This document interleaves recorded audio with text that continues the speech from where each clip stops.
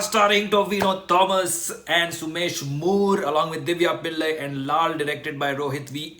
This movie does one thing very, very well that most other movies have not achieved, and we are going to talk about that today. If you haven't yet subscribed to my channel, definitely do that immediately so you get all these updates. I have some other upcoming videos and reviews coming up, so don't miss those. Kala does something very interesting, and I'm going to get into spoilers, so spoiler alert. This movie starts with the amazing edit of the boy and his dog, his pet, and the hunting and the childhood of him.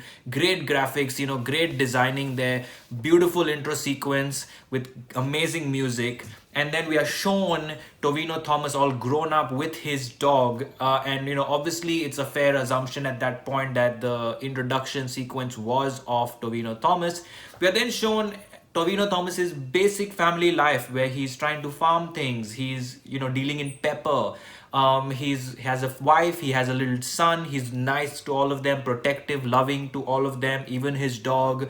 He's rugged and muscular and macho, sort of idol for his wife. He is the great dad for his son. And we're subject to his sort of experiences with his own father, played by Lal, where he was probably wronged and ill-treated and always shunned down by his father. So we see his slight struggle as well. And essentially we're taken into the life of Tovino Thomas's character in this movie at a very basic level, and we can see that there are other characters there that slowly roll in that are more sketchy, more grey, such as the workers in the fields, etc., setting us up for something that is pretty straightforward. However, the film then flips things over, as you know, and we realize what the original introduction graphic sequence was about, what the story is about. Not getting into details there, we then get introduced to Sumesh Moor's character, and everything just completely flips. The protagonist now is no longer the protagonist. He is probably, we'll get to the identification, and that is what the film does very well.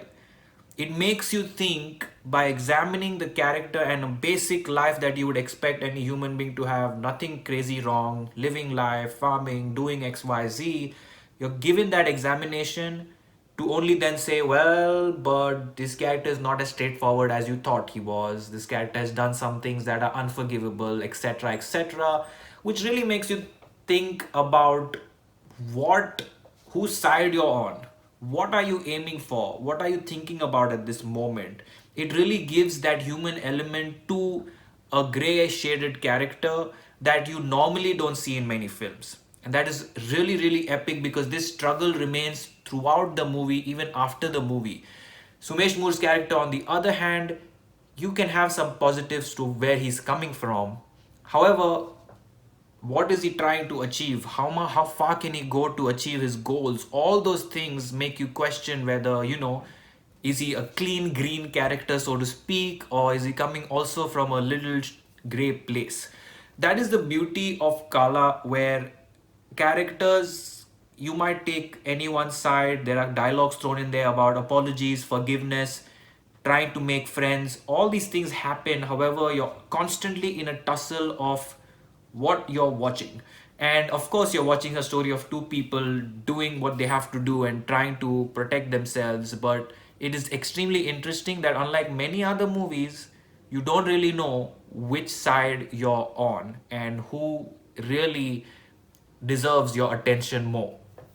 So, very beautifully written, very beautifully directed. The storytelling is absolutely epic because it does what I just said, flips things over, and sort of minor flips things throughout the second half with dialogues thrown in, such as, let's forgive that, let's forget that, it wasn't intentional. And then it goes to like, okay, it was very much intentional and I got a high. So it does all these things, and it comes from places of human emotion. It comes from places of the existing situation and what's important at that point in time. Do humans say things that we don't need to say? Do humans say things to please ourselves, or do we really mean it? So much depth to the writing that can be examined. However, moving on from that examination, this is a brilliantly performed film. Tovino Thomas, Sumesh Moor did absolutely well. I think both of them did an amazing job and really lived their characters, which is something I say in most of my reviews, because It's not that common for people to do that, and it's great when they do that. And everyone else, that there are a few other characters that supported very naturally fit the bill. The direction here is the strength, as I said, because it really puts things into perspective, keeps the audiences hooked throughout. When I say hooked, it could have been 10 to 15 minutes shorter. I agree with that aspect of the editing and trimming for a bit. However, at no point do you feel exhausted with what's going on, or you feel like this is extremely long drawn out. So I do think that the film works on all regards.